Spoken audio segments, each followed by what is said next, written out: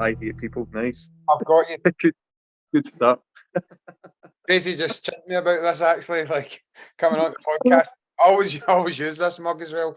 I think there's a bit of that, so it's all good. I'm actually drinking Kopi Wulak as well, so people can send all their hate mail. How are you? All right? I'm good. Thanks, sir. Yep. Good. So, yeah, I think technically we're all right now. I can see you. I can hear you. Everything's good. Yep. Perfect. Right. Fantastic, sir. Yep. Brilliant. So, this is our, do you know, we've spoken a couple of times this week about this, and I hadn't mentioned. So, this is our 3-year anniversary again. Well, not again. Yeah, it sure is. Aye. All right. Wow. You done our first year anniversary episode as well, and then we didn't have a second year as such because I'd kind of taken that sabbatical. But 3 years in April. So this is that's crazy. It is a bit crazy, actually. What I'll say to everybody that's watching and listening, I will give you the episodes that Andy has appeared on previously, which is episode 23, which seems forever ago, and episode 43. So it might be. Let's see. It's in the 60s now anyway. I should probably know this. But I was just actually looking before we started recording to get the numbers of what you had done previously. We are on episode... Oh, we just missed it by one. This is episode 64. So that's episode 64. We have had a couple of Christmas specials in there, and then we had Dr. Vitali's History of Tae Kwon Do special. So it's, that was really good. Yeah. It's getting close to sort of 70 now, but the ones that are number, this is number 64. So, a couple of things to kick off with today. I'll just outline what I'm hoping we can discuss. A couple of things that I've taken some notes on, and then I put a little post up in social media. So we've had 1 or 2 questions sent in for you as well, which is pretty good. So we'll get to them. We'll get to them later. Where I want to start with you today, Andy, is on teaching. And you've been teaching Tae Kwon Do a lot more over the last year or so, and probably making, well, you can tell the listeners and I, a more concerted effort to do more of that. So kick off with that. And I think the question is, or the questions around you teaching more Tae Kwon Do is, how are you finding that overall? And what are you getting from that, or what are you learning from teaching more? It's really tricky. And what it does is it shines a wee light on how little I know and how much I have to look up and think on my feet. And people ask really good questions, and I don't know the answers a lot of the time, and have to go and find out. So it's a useful thing for my learning in my taekwondo is trying to teach other people, because it's not just about me doing my stuff. It's about actually thinking, well, what actually am I? What's my feet doing here? I don't know. Let's do it. And I do a few wee jiggles about and see what my feet's doing, because I haven't paid attention to what my feet's particularly doing, for example. So it makes you a little bit sharper and a bit more conscious about what you're doing, and cautious about what I'm telling people as well, because I want to tell them the right thing. I don't want to tell them a lot of nonsense, so yeah, I think that's been the biggest thing for myself, is trying to be more accurate. And if I don't know the answer, I would, at first I would try to give someone an answer of what I thought, if I didn't know, and then that's not particularly successful. That's not a good strategy, I don't think. So I've kind of learned over the last week while, look, you don't know, and just say, well, we'll find out. Let's do this for now, for example, because again, I'm conscious sometimes it can derail a class as well. You get too much into the fine but detail of exactly this, and this, and it doesn't really matter sometimes. So it's good to keep the flow going of the class as well, Yep. and not get too hung up in some obscure point of detail. So sometimes we can just go, well, I don't know, I'll find out, and let's move on, or let's do it this way for now. And the thing is, there's not, I mean, a lot of the techniques, it's not just one way of doing it. Yeah. There's lots of different ways of doing a kick or a strike or whatever, and it could be all called, front snap kick, but there's different heights and angles and ways of doing it. And do you do a step first, or do you spin from the spot? There's all sorts of different ways of doing it, and Yep. and sometimes, this time we're going to do it this way. But I'll find out exactly the answer to your question the next time. And sometimes I remember and write it down, and sometimes I don't. And sometimes ask you and stuff. Do you think people appreciate that? I think people appreciate when people come in to start teaching. First of all, I think a lot of the time they feel that they need to have all the answers. Like, well, I need to know this or else I shouldn't be teaching it, for example. And I think generally, obviously, you have to have an understanding of what you're doing. But I think the more experience you get doing any sort of teaching, you realise that part of it can be that discussion, and then, listen, I can't answer this exactly, but I'll go away. And that starts to build relationships as well, because you go away and then you come back, and then the discussion moves on. And except, are you relaxing more into it now, do you think, or are you finding so. that? Yeah, I don't. Yeah, I don't think I was particularly stressed out about it or anything anyway in the first place. But I'm relaxing a wee bit more, and I'm not as focused on, I need to know all these answers now. I what I think people don't appreciate about my classes sometimes, I'm a little bit vague, maybe. I asked a question, and if I don't think it's particularly important, I'll kind of say, I don't think it matters. Yep. And folk, I don't think people like that particularly, because I think well, we're all different, aren't we? But some folks like to know this is the way that this is done, and I'm going to do it the right way. And if that's the way you learn, it's not helpful for me to say, yeah, it doesn't matter. As long as you're putting a lot of effort into it, and Yep. You can do it this way or that way. What there's people getting bombed in Ukraine. What does it matter whether your hand's there or there in the big scheme of things? Yep. But that's not helpful. That's not helpful if that's the way you learn. So try to avoid that a little bit as well. It still creeps in. I suppose. The thing is that what you've got to remember, what I think anybody teaching martial arts is to remember that you're teaching an art.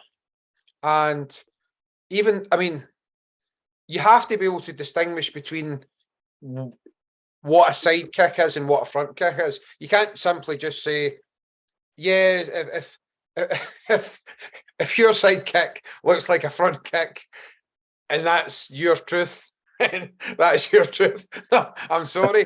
That's a front kick. That's not what I'm driving at. That's a side kick. But there has to be that because I think you're spot on. You get people who say, no, I need you to tell me this is 100% the way that it's done, and 100% the way I should do it, and everybody's going to do it. And they love that stability, I guess, or that sort of straight line answer. But by teaching art, and I still think it is an art, there has to be a bit of expression and a bit of difference. And remember, you're dealing with different sort of sizes of people and ages and abilities. And if you're teaching mathematics, 2 and 2 is 4, that's the end of it. But that's not what you're teaching. So I think people appreciate that more than what I think we worry about that sometimes. And I think people. and folk don't care that much.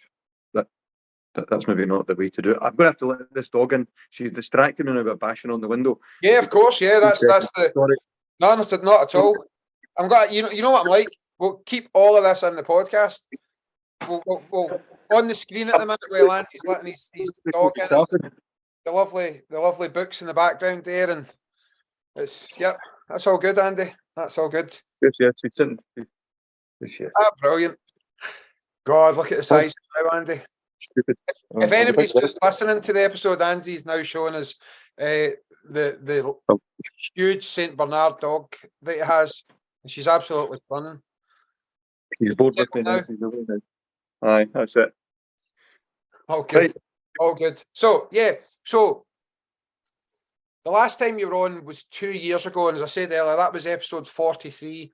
And you would have been... So, Andy's a third-degree black belt in Grandmaster Cho's Tae Kwon Do. And 2 years ago, you would have been sort of 2 years into passing your third degree.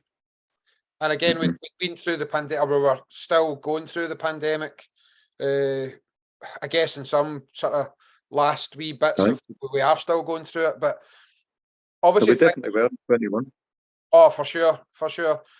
So, where are you now regarding, and the teaching is playing a big part of that, because we're now back to in-person classes, and it's given you a huge opportunity to start teaching more. But where are you, do you think, and again, still harping on to the teaching part, where have you progressed over the last couple of years, and has the teaching played a part in that, and are you starting to sort of settle into this third degree now?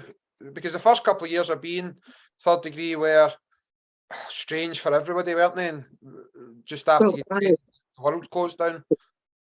It dipped. It really did. I mean, in 2019, November 2019, so just a few months, was that 4 months before it all got locked down, and I was probably as fit as I've ever been, I think, so ready for testing, and training. Well, doing Tae Kwon Do just about every day of the week. I think at that point it was like six days a week doing Tae Kwon Do, and then going to the gym, like every other day in the mornings and stuff, and all sorts. So as fit as I've ever been, and then that whole time, and then the fitness just goes down, and the motivation goes down, and thank goodness for the Zoom classes. Yep. But it's not the same as being with people. But it kept us going. It kept us ticking over. But I don't have space, right? Okay, right. Well, I'll just do this then. Yeah. Do you know what I mean? Yeah. So so it probably the past couple of years I've been quite kind of demotivated and poor in my fitness in that. So I did maybe 9 months ago now think I've put on too much weight. I've stiffened all up. I'm rubbish. So I found it difficult getting like a little bit like the motivation. You know what it's like. You go, right, I'm going to right on Monday. I am going to do this. I'm going to eat this cake on Saturday first, though, and I'll finish that bit of the pizza tomorrow. And do you know what I mean? But Monday, I'm definitely going to. I'm going up early. I'm up at 4:30, and I'm going to just into that garage and swing those kettlebells. Monday comes, 4:30, alarm goes off. Sorry, I'm snoozing. Do you know what I mean? Yes. Get that. So, what did I do? I thought about. There's a book I read ages ago by a woman called Jane McGonigal, Super Better, and that was an interesting book. And she knocked herself out once. I'm laughing. It's not funny. She was. I'm laughing, and I don't even know the story.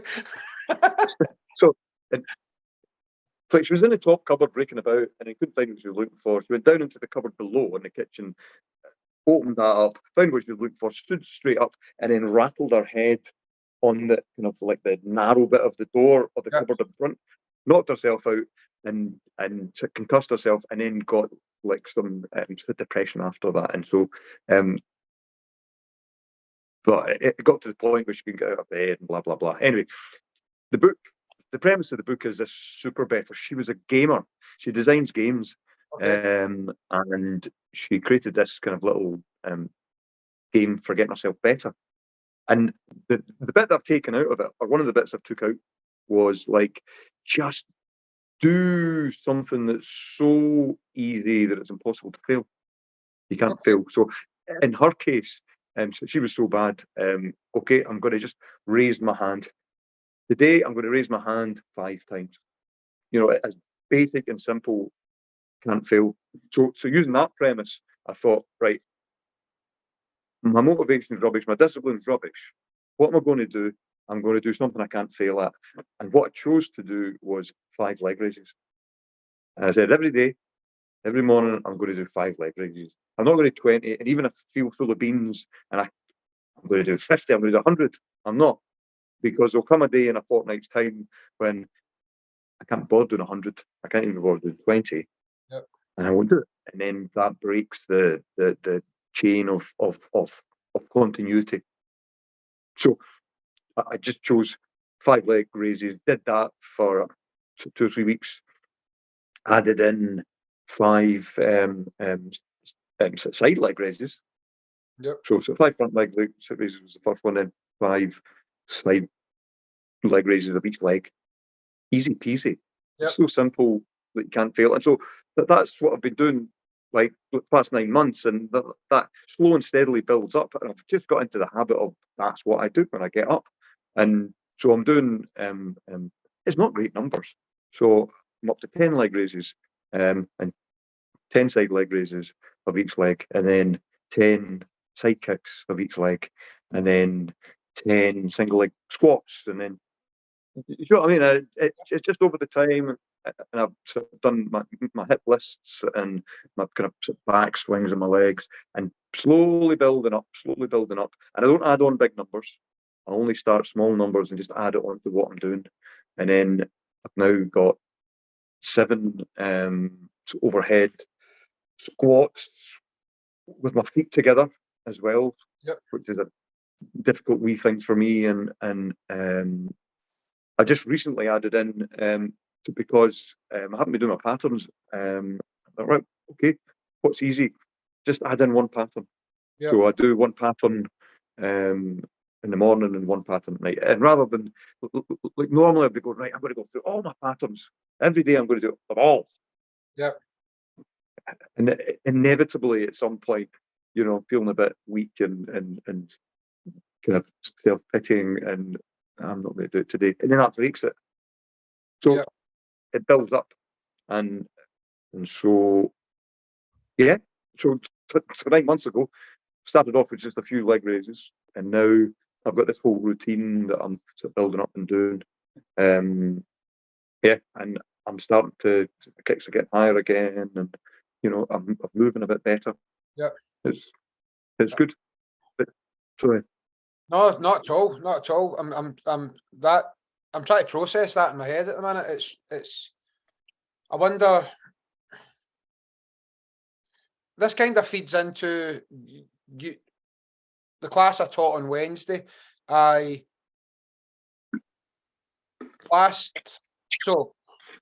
maybe about 8 or 9 days ago, I had sort of Ramadan had finished and I'd been fasting.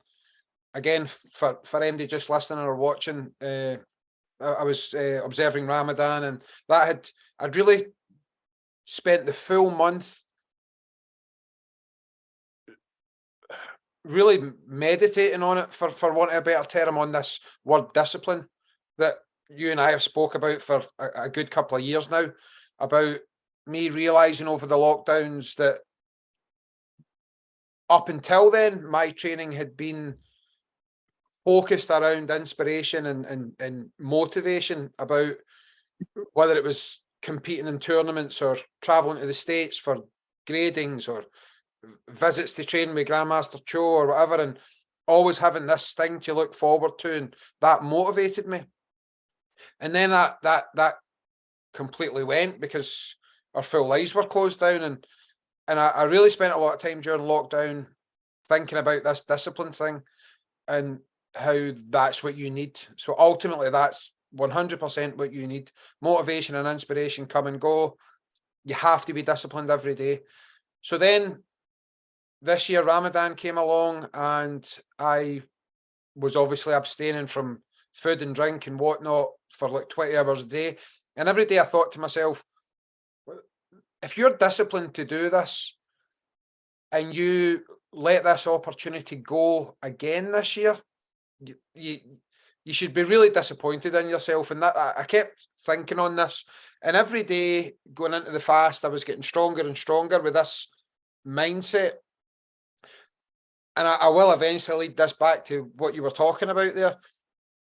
Once it had finished, I kind of gave myself a couple of days to enjoy Eid, and then messaged Stevie Nisbet from the Thai gym and said, right, on Saturday, I'm starting back my 1-to-1s with you. So go in and teach my own class in the morning. And then he comes down to the gym and we hit pads for an hour after that, which is a brilliant workout. As we all know, hitting pads can be a really good workout. And every single day for the last 8 days, I've trained. And I'm not going to even say I'm trying to. I'm just going to say that it's now non-negotiable. That's where it is in my head at the moment. But leading that back to what you said about the book and about the 5 leg raises, you get to a stage where I was thinking, right, okay, I've put on a lot of weight, right? I need to be half a stone lighter before I can really start training again. And I don't want to be training in front of my students because I'm not where I should be, and all of these excuses. And then I said to you on Tuesday, right, okay, Andy, we'll hit the pads together. And I think we've done 35, 40 minutes of class together. And then the following day on the Wednesday, I said to another one of the black belts, I'm going to train in class today again. And then on Thursday, I had my own PT. And then on Friday, I trained again. And then it's Saturday again when we're recording today, and I trained again. And it's just about doing it. So what I was talking about the students on Wednesday was that feeling of it doesn't matter what you do. It doesn't matter if I only do 20 minutes or 15 minutes or whatever. And you're saying it doesn't actually matter. Well, you're actually pinpointing that it's only going to be 5 leg raises when you started. You have to put something in that you're able to do and you will do every day to build up that momentum and regain that discipline. So I'm not saying that I'm going to do 1 hour every day, but I'm absolutely going to do something every day. So on Wednesday, before I was talking to the students about this, I think I'd hit the pads for about 20 minutes in the class. And then we had to move on, and we were working on some artwork and patterns and things. And I obviously have to step out there because I need to teach my class. But for the pad work and the warm-up and stuff, I know that I broke sweat on Wednesday. That's another day. And then the next day, and the next day, and the next day. And it just keeps on going. I was back in the gym this morning after class, and I'm in bits. So after 8 days, my midsection's killing me, and I'm sore, and my arms are sore, and my back's sore. But I'm really embracing the feeling crap about it. And I feel like, damn it, like I'm so slow and not kicking very high, but I don't care now. I'm doing something every day and fighting my way out of that to get back, to get where you're now feeling 9 months later. So you must feel better now than what you did 9 months ago. Like, absolutely. 100%. I'm going out for a meal tonight with the family, and I'm wearing a shirt tonight that I haven't worn since a while. So, because it didn't fit me. Yep. It's good. Yeah. Yeah. It's all, I mean, it's all good. I think you can very easily find yourself, or maybe in some instances you find yourself in a position, and sometimes you put yourself in the position where you really, really get stuck.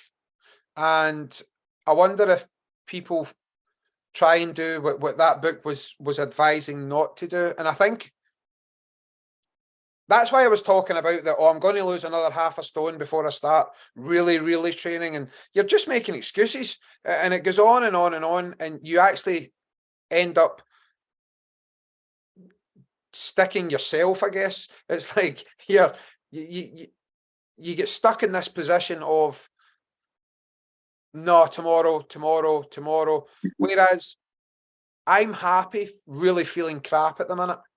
I'm actually embracing the feeling crap because it's reminding me that I'm doing something. Doing something. Right.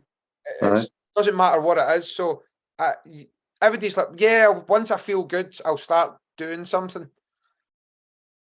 But that, I had a real fear about that feeling, keep using this word, but just really feeling crap or embarrassing myself or being embarrassed that I'm not where I know I can be or should be. But when I really flipped that in its head and said, no, I feel crap. It's good that you're feeling crap because it's proven that you're not in a good position, but you're doing something to get out of it. I hope that makes sense. I think that the idea to do something, no matter what it is, and whether you go with the idea that start off making it so simple that you can't fail, feelings don't come into it then, because I can raise my hand like 5 times in a day, even if I've got the cold, even if I've got a hangover, even if I've got a tummy bug, even if I've, if someone said something rude to me and I'm a sensitive flower and I'm curled up in a ball. Do you know what I mean? I can still do it. So the feelings, doesn't matter what I'm feeling, I can still do the thing as long as it, and I just keep on doing that and sort of bolting a wee bit onto it. So the feelings, so feelings are feelings, but we can ignore them. We can ignore them and just do the thing, and just keep doing the thing. That's where this discipline thing comes in, and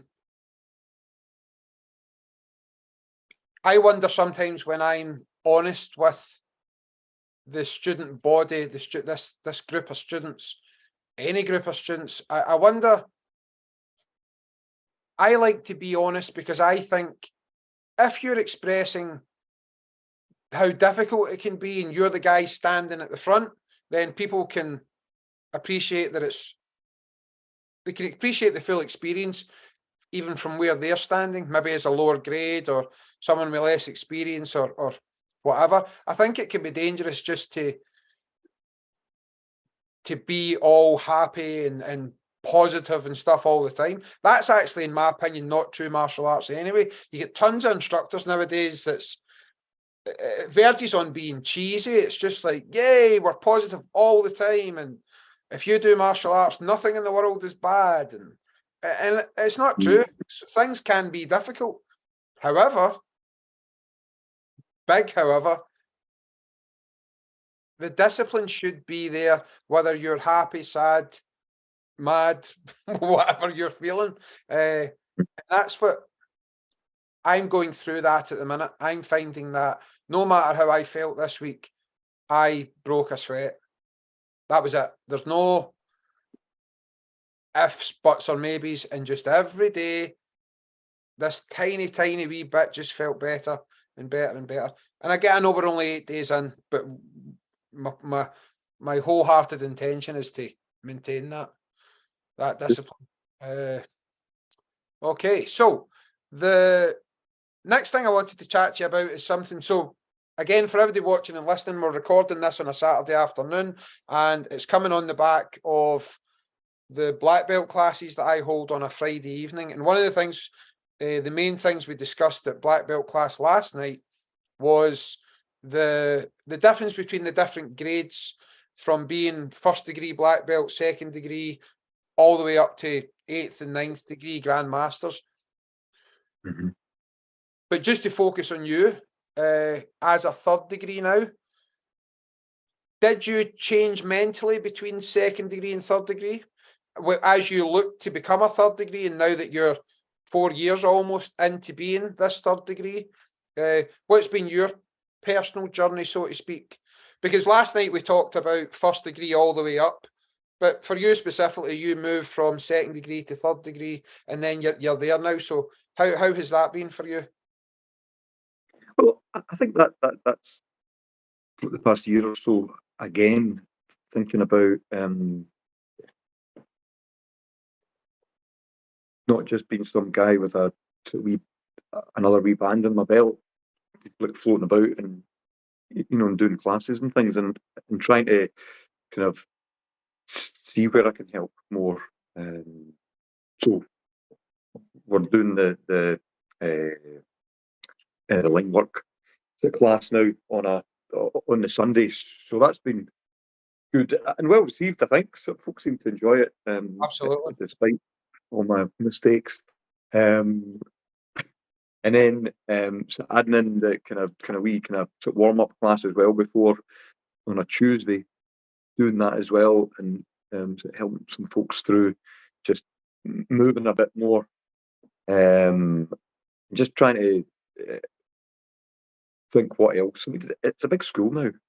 Yep. There's lots of people, in it, and then thinking about like the summer camp as well, to try to get that up and running and off, on its feet.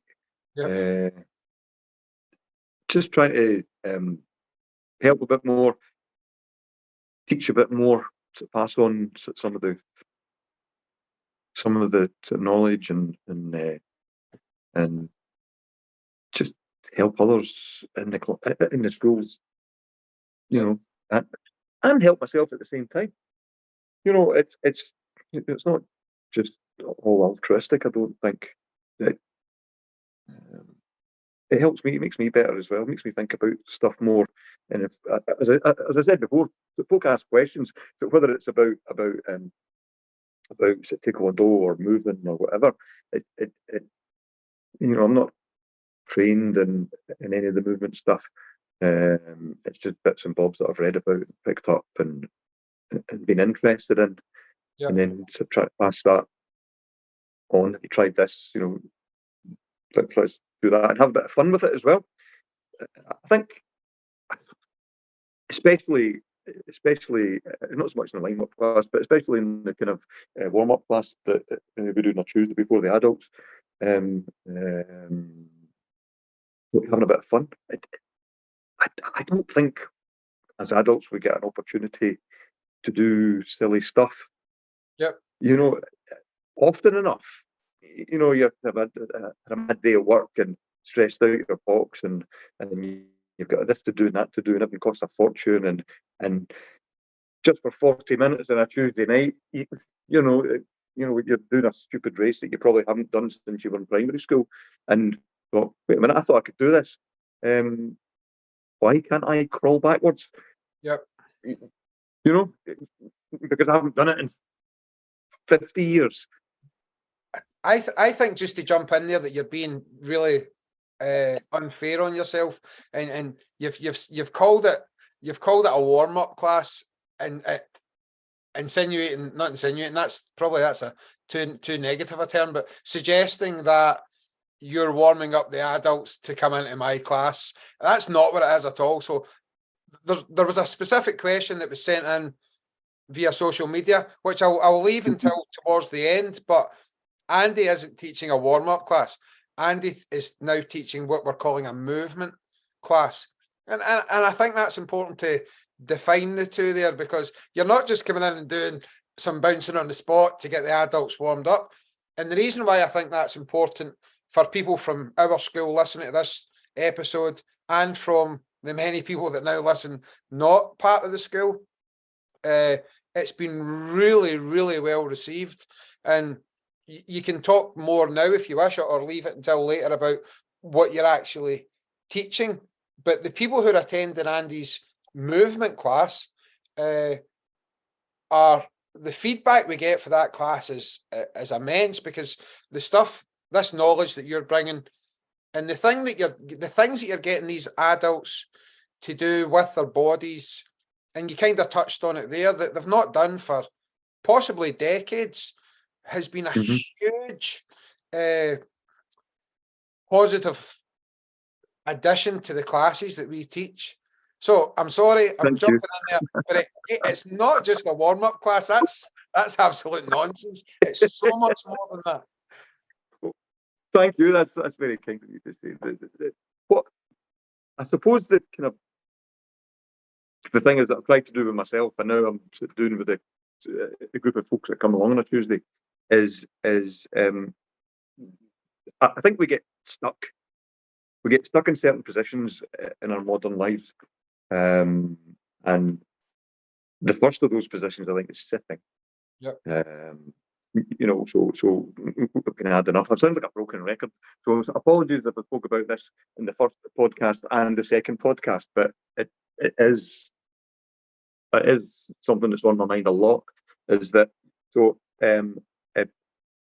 So previously, for example, I would sit and have my breakfast, and then I would sit for maybe an hour and a half to drive to my work. I would sit at my desk for 10 hours, and then I would drive back for an hour and a half home, and then I'd sit and have my tea, and then I'd sit and watch the telly, and then I would go and lie in the fetal position, which is a little bit like sitting on my sides for maybe 8 hours until it's time to get back up again. So, and in between, I would kind of, move to the kettle and move to the cupboard for a biscuit, and you get my drift. And then move to the toilet and sit back down again. Exactly. Yeah. For a good 20 minutes or more. Straining at stool. But so out of a possible 24 hours, how long am I sitting for? 10, 15, 16, 18 hours of that? I don't know. Yeah. And then maybe twice a week, 3 times a week. Let's be generous, 4 times a week. I think that somehow I'm undoing all that by going to a class 4 times a week, or going to the gym, literally 45 minutes, like twice a week, undoing all that, the static sitting about and bad posture and things. I think that at first, what first got me thinking about it, I think, would be in my sort of mid-30s, where I would be waking up kind of a sore back every morning, sitting stiff and got a sore back, and it would take me a couple of hours to sort of move about and things, and then, I'd ping my knee, and maybe my elbow was a bit funny for a while, and I'm thinking, this can't be like the future for me, but, just being in pain and a bit moody about it, and yep. And I've got this sort of thing in my head now that this perceived inevitability of at some point I'll need a replacement knee. When did that happen? I mean, when I was a teen, nobody got replacement knees. But all of us, it's almost like a rite of passage. I'm waiting till I retire. They won't give me my new knees until I'm 60. But I'm only 45. I'm excruciating pain. For the next 20 years, I'll be put up with it. I don't think it's inevitable, is the point. And I think that some of it is just the way that we carry on, and the way that we sleepwalk through certain aspects of our lives, of my life. So that's what got me interested in moving, and moving more, and moving differently, and then speaking to different people, different colleagues, and yourself, and friends, and then reading a selected group of people who are interested in that and are expert in that and are qualified in that, and gathering bits and bobs and learning and just doing experiments on myself and seeing. Let me pause you there, Andy, because this you've led really well into that. So one of the questions that we got on the social media link was from Jerry Murphy, and Jerry asks, I've been meaning to ask Mr. Gillan about his interest and knowledge in mobility. Where has he learned about it, and what resources does he use, and is it all from his Tae Kwon Do? I think we're just about to get in and talk about that there. So just to give Jerry a wee shout out there, because he was good enough to send a question in for us. So Jerry's a very flexible guy himself, isn't he? Yeah. I mean, So I think that I think that Tae Kwon Do is great for movement in itself, and I think that one of the big things that I get from it is that we put our bodies, no matter what we're doing, whether it be patterns or line work or pad work or whatever it is what we're doing, sparring in class, we put our bodies through ranges of motion that we never do in the other 23 hours of the day. Yeah. You know. And I think that's one of the biggest benefits, is that we just move in ways that our body evolved to move in. And Tae Kwon Do is brilliant for it. And, you know, whether it's a strange kind of crane stance, down block, rising block thing that we're doing, whatever that means within Tae Kwon Do for our bodies, what it means is we're standing on one leg, working on balance with one hand up in an awkward position, another hand down in an awkward position. And that's difficult to do. Excuse me, it's even more difficult to do on a sprung floor. Yep. Which is even better for us, because we've got all these little bits of movements, little tiny stabilizing movements that we have to do. Yep. I think Tae Kwon Do is brilliant for that, and I think the patterns are brilliant for that, just getting us through all these movements and ranges and jumping and stuff that we don't do. But what got me interested in it probably would have been when one of my friends at work told me that I couldn't squat. I'm going, what? I can squat.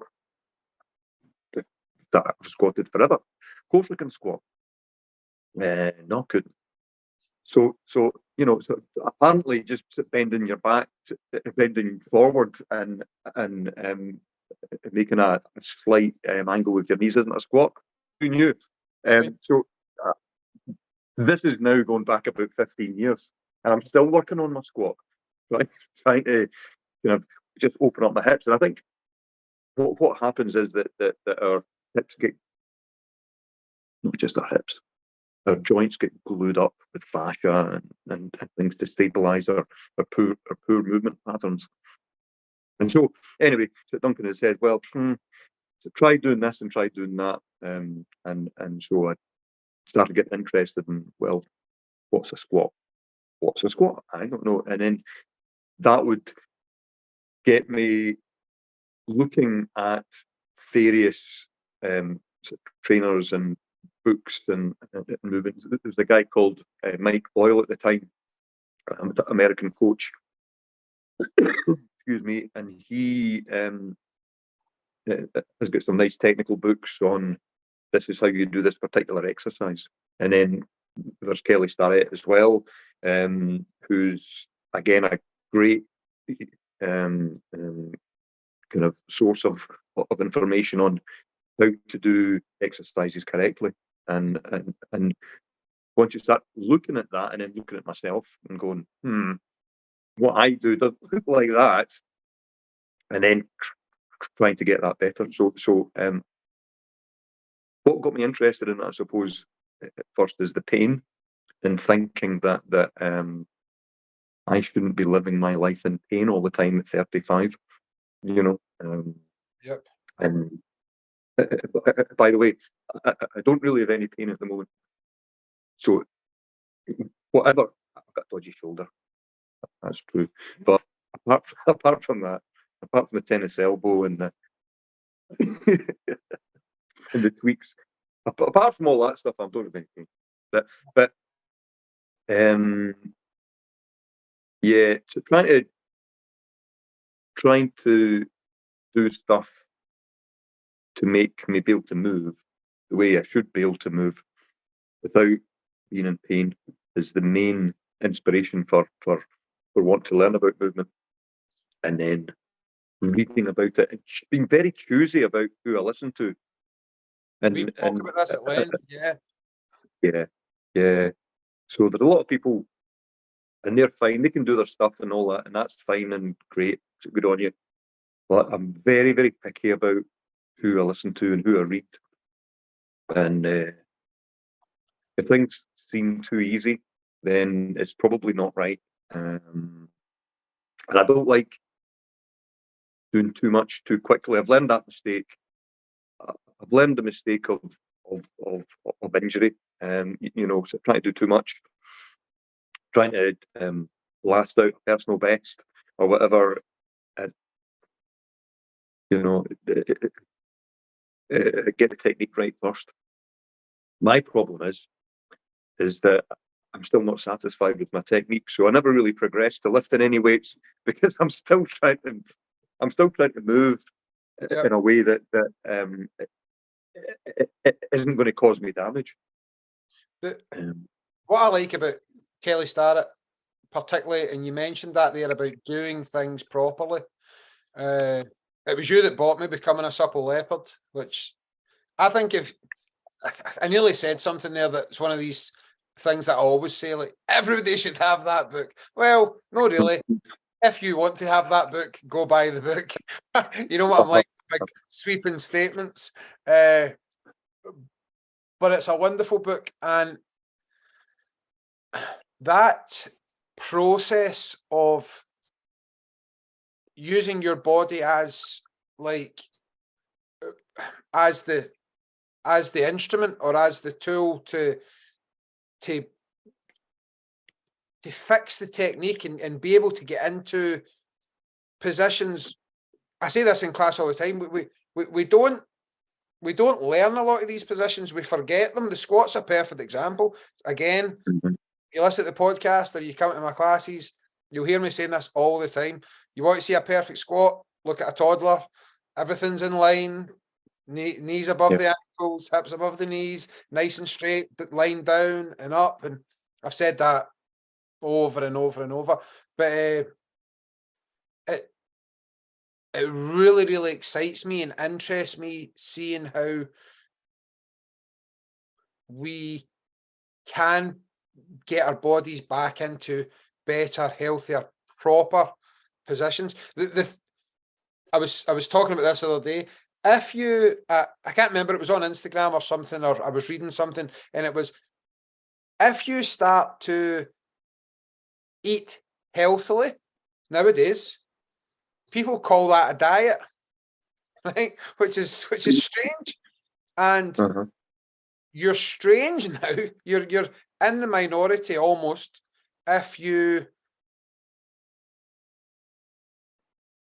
want to do what you're doing.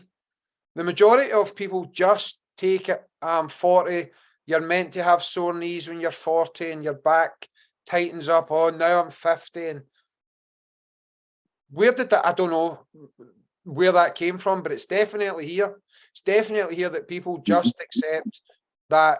Because that's going to happen. But it's not, or it doesn't have to. It's not inevitable. It doesn't have to. Yeah. It's, I mean, other things like, I think it's been a brilliant, again, this is where you don't take enough credit sometimes, I think. And again, I'm speaking about when we have these discussions in the podcast, I have to position them for people out with our Tae Kwon Do school as well. And the example I'll give is regarding our school, but this will be the same at most schools, and doesn't even matter if you're just doing Tae Kwon Do. It could be any martial art or any movement based thing. What you're what this like living. Like living, yeah, 100%. Yeah, this interest that you've sort of gotten for this sort of stuff has really ran side by side with the Tae Kwon Do that I'm teaching at our school, and it's been a wonderful addition. And the movement class has been brilliant because it's focused people onto this weekly event.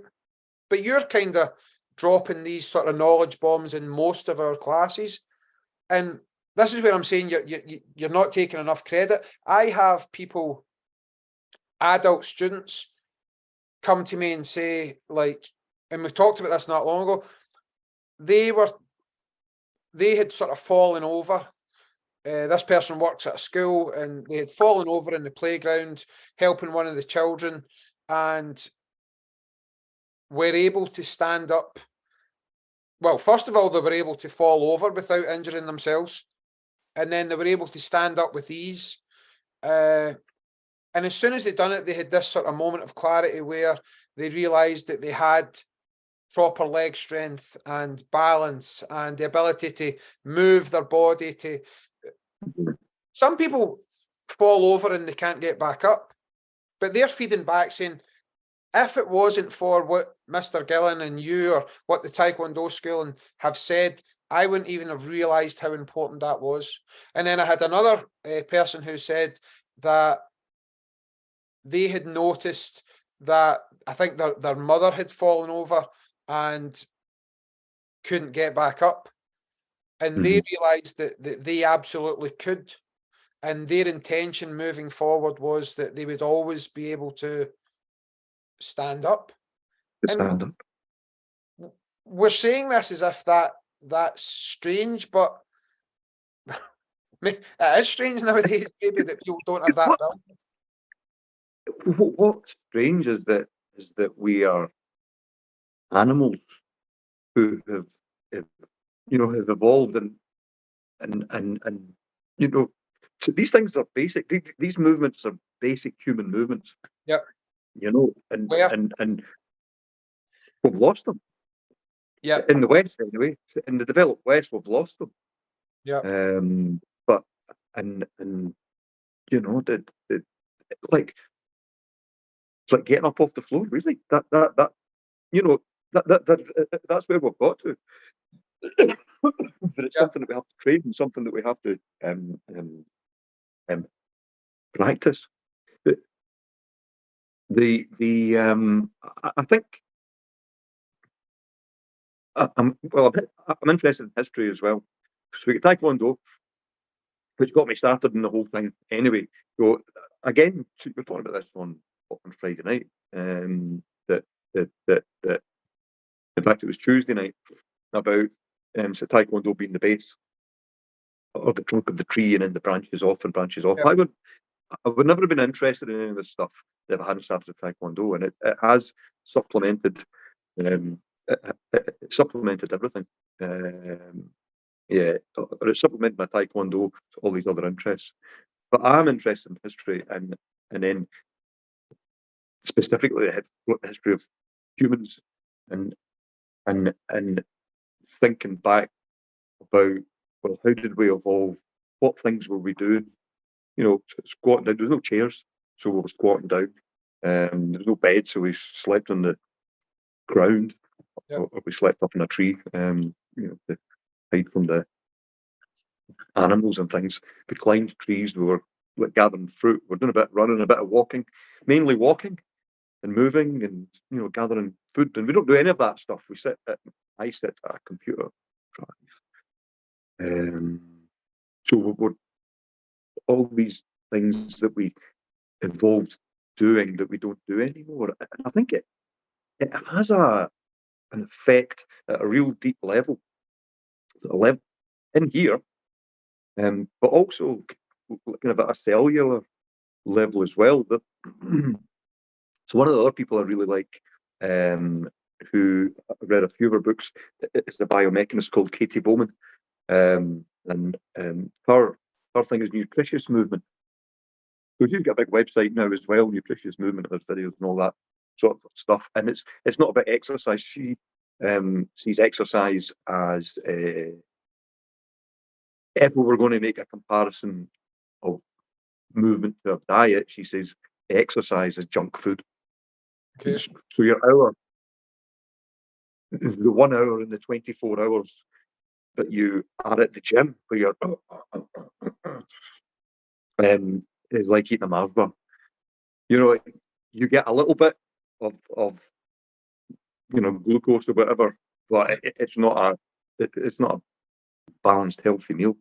And so her thing's nutritious movement, but because she's a biomechanist, it's not just the big motor movements, the big muscles and arms and levers and things. It's all at a cellular level as well.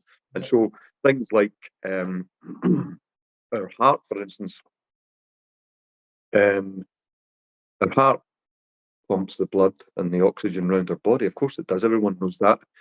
But moving assists that. And so as we move our arms, our muscles, and the little things kind of squeeze and push the blood through, push the oxygen through as we move. Yeah. And so if we don't move, then our heart's doing all the work. And it's getting overused. So we should be moving to help get the blood through our body and everything, and taking some of the pressure off our heart, because it's only got so many beats, isn't it? Yeah. And so Katie Bowman's all about nutritious movement and natural movement, and I really like her stuff. She's big on walking and just being outdoors and getting out and about, moving our bodies in ways. And so one of her kind of things is all bodies are welcome, and I think that's a great philosophy. So, and it's something I think for the Tae Kwon Do as well. Everyone's welcome. It don't matter if you're a 6 foot, 18-stone gym buddy who's ripped the muscles, or you're a new mum who's just had a baby and wants some time for yourself, or you're a pensioner, or you're it doesn't matter. So all bodies are welcome. Yeah. And we do what we do. And I think as long as we're trying our best and not just saying, "Oh, I can't do that." That thing that does my head in the most is "Oh, I can't do that, so I'm not going to try." Try it, fail, but try it. What causes that? I'll be again. Here's a moment of honesty. I think, and again, that's why through the lockdown I've tried to be much more open, because I'm realizing that people are coming to me with these problems and worries and concerns and difficulties to get places in their training, and I'm trying to say, yep, here's my personal experience with that, and being really honest about it, and then showing that you can still show up and you can still try, and rather than it being, getting back to, I mentioned this earlier on about everything's cheery and happy and positive all the time, when it's not. But we can always try. What stops people from trying? What's, is it just embarrassment? Is it low confidence, low self-esteem? Can you try if you're really suffering from lack of confidence, etc., etc.? Or do you know what causes that? Just in general, it doesn't even have to. I think all those things. So all those things, embarrassment, fear, all that stuff. I guess the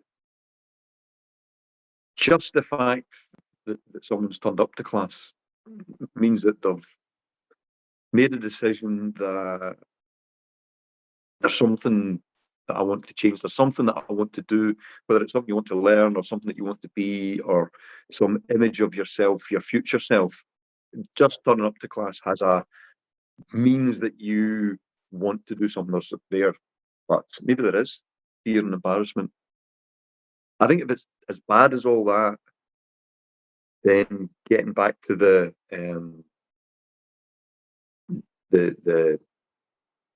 make it so that it's impossible to fail. You know, that you know, make it so simple that it's impossible to fail. I think that that's one of the ways to teach resilience. I think it's resilience we're talking about. People are fragile, I suppose, in a certain way, and is like, you know, to do something and just at the level that a person can achieve.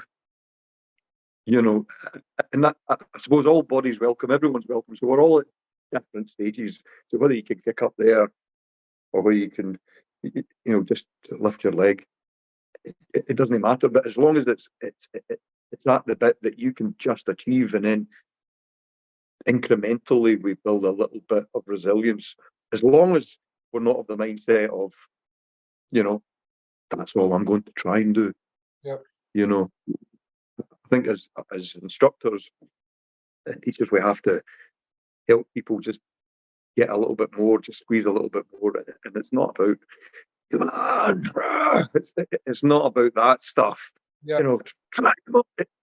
I think to give someone a task that they can almost do but not quite, and then encourage them to achieve that, and then, oh, okay, and then another little bit, and another little bit, and incrementally we all get better. We all get better. Yep. But folks have to want to do it. Yeah. And I don't know what causes I can't do that, so I'm not going to try. It's a shame. It's a shame. Did you bring your notebook? Yes, I did. I did bring my notebook. Yes, yes. This kind of fits in with the sort of, well, it's not, because I'll give another wee bit of background, and I can't even remember if we've talked about this previously in the podcast. We definitely have privately and in classes that we teach together, or any of the classes at the school. But what I try and encourage, and it, do you know, never kind of, you were the person that ran with this idea best, but we try and encourage to keep notebooks, and after each class, I mean, I started in January talking about this again and saying to people, right, go and get a notebook that's just for your martial arts. And if you do 2 classes a week and you're training for 1 hour, you're going to pick something up, the smallest of hints or tips or whatever. And when you go home, make a point of spending 5 minutes and write it down. And if you only do 2 classes a week, take 2 weeks off for your holiday, you're going to have 100 hints and tips by the end of the year, give or take. But you've been doing this since ever. I can remember anywhere we've travelled to together, whether it be America, wherever it is, you always find Andy the following morning scribbling away and drawing. That's thanks to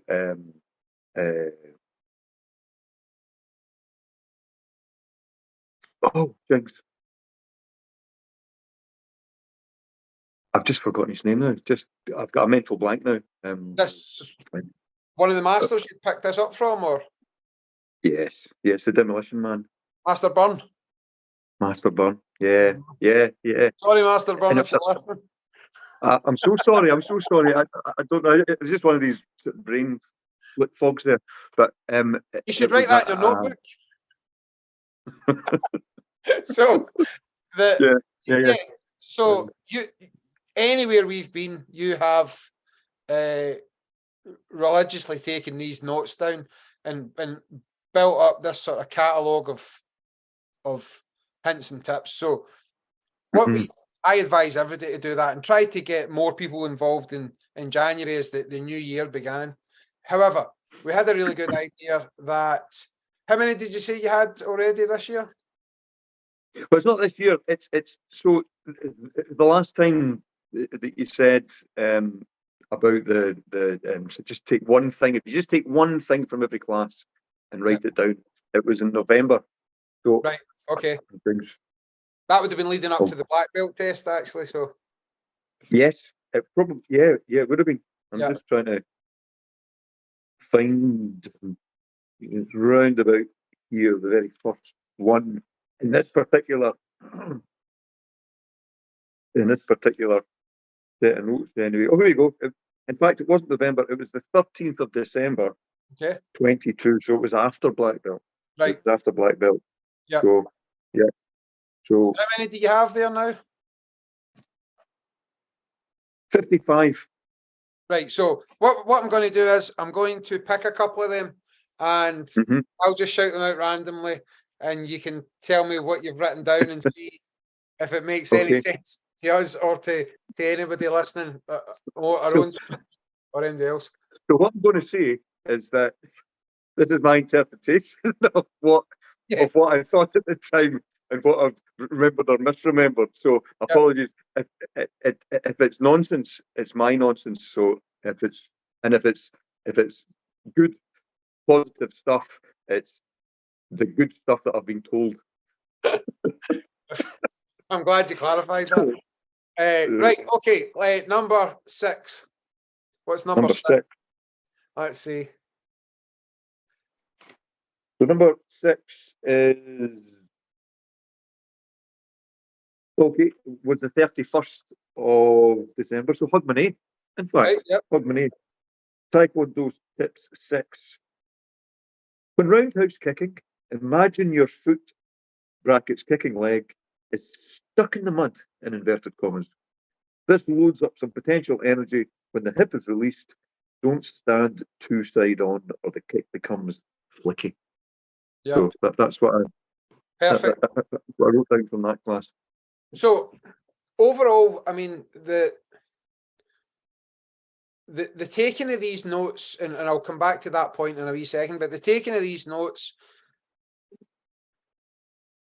that's a really great tip.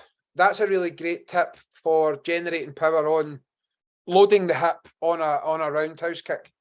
And the leg that's kicking, so let's say that it's the right leg at the back, and you're imagining that the foot's stuck in the mud. So as you drive the leg forward, it doesn't move. So what happens there is that you have to engage the hip, and the hip drives forward, bearing in mind that the foot's still stuck in the mud, and then it creates that extra whipping out of the hip, rather than the foot rising up too easily. And then a lot of people are guilty of, and again, that other way of doing the technique definitely has its place, where you just flick out from the knee, which isn't the more powerful way of doing it. But to me, that was probably, I think that would have been one of the best tips we talked about on that particular class in Hogmanay. And I wonder how many people missed it because they weren't journaling, they weren't taking wee notes in their taekwondo. And it literally only takes a couple of minutes to go back and just write something afterwards. I'm wearing one of Steve Rowe's new hoodies, so a quick shout out to Steve Rowe and his Shaikon Karate and Kung Fu Club, and he always talks about coming through as a student at the time and never wanting to be the guy who walks back to the class the following week and having to have the instructor go over the same thing again. And he always felt it was appropriate as the student to, I guess, show that level of respect to his teacher, that he'd went away and took some time between classes to process what he was actually taught. And a lot of people don't do that. They'll come in and they'll ask the same question every single week. And it's not an ability thing. I know that it's not an ability thing. It's that they haven't went and thought about it or written it down. And what we're looking for with these notepads is just one thing. What you think's the most interesting thing, or what was the most difficult thing in that class? So write it down and then maybe go and, excuse me, seek out more information. That was a good one. So let's pick another one. Number 50. Number 50. That'll be a good one. Go with that. Oh, number 50. Right.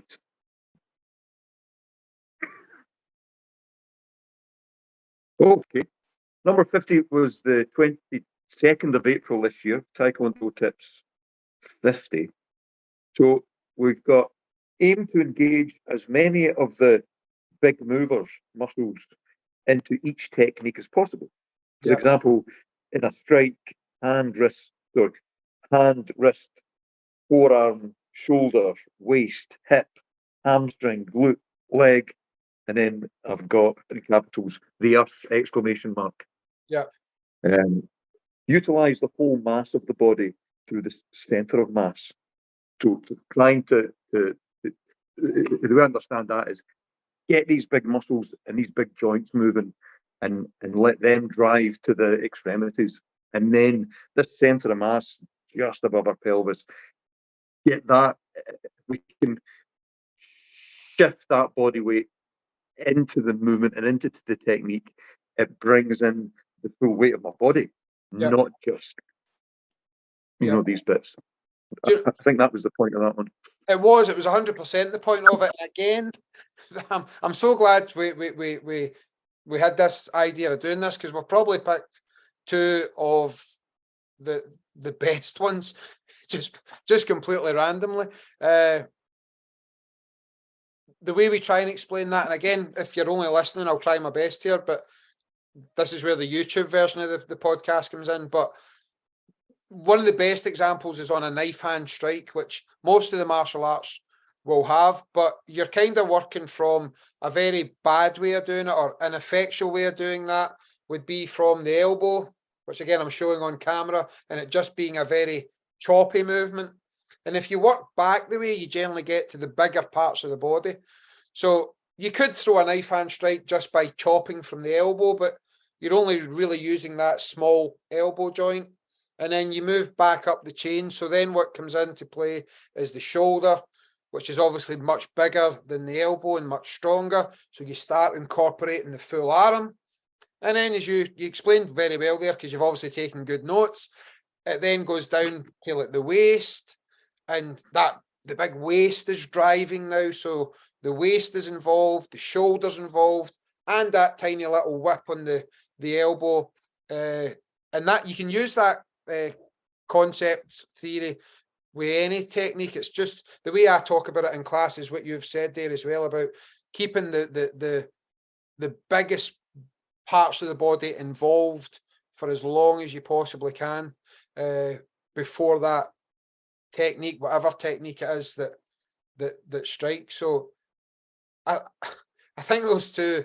What was the very last one you wrote down? What was the last tip you wrote down? I think those two that we've talked about are two really, really good ones.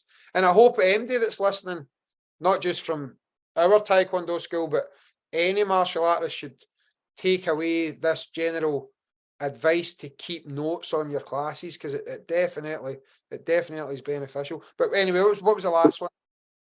So that was this morning, 29th of April 2023, Taekwondo Tips 55. So this one is to use whatever is to hand or nothing. Everything can be upscaled or downscaled or modified. Yeah. So that was about just equipment that was available. The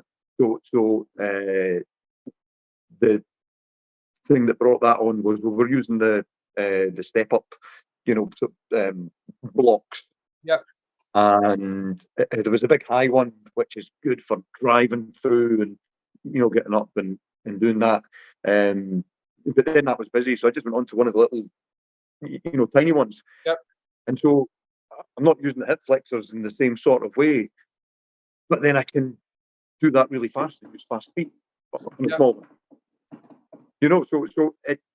it's about, we don't have to be too rigid in our thought about what we're going to do, and it's not about I can't use that one. That's rubbish. I might as well just go now. It's not, we can just change things. and it's again that upscaling and downscaling or modifying. It comes back to everyone's welcome in the school.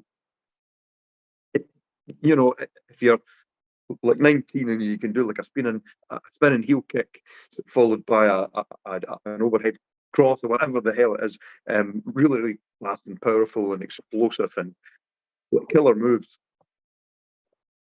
Or maybe you're someone who hasn't moved much or never done martial arts at all. We can upscale things and downscale things, and it doesn't have to be the same for everyone, and the expectation isn't the same for everyone. Yeah. And we don't have to get too downhearted and beat ourselves up too much.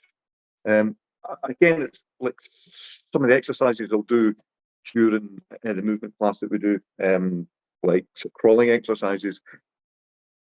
Some of us, it's hard enough just to crawl on our hands and knees, whereas some of the younger guys can do more of a crocodile or a Spider-Man move or a bear crawl. Yep. And they can there's different grades, like for everyone. Everyone can get involved. Everyone can do their thing at their level and try and improve. And it's hard enough, So that was the point.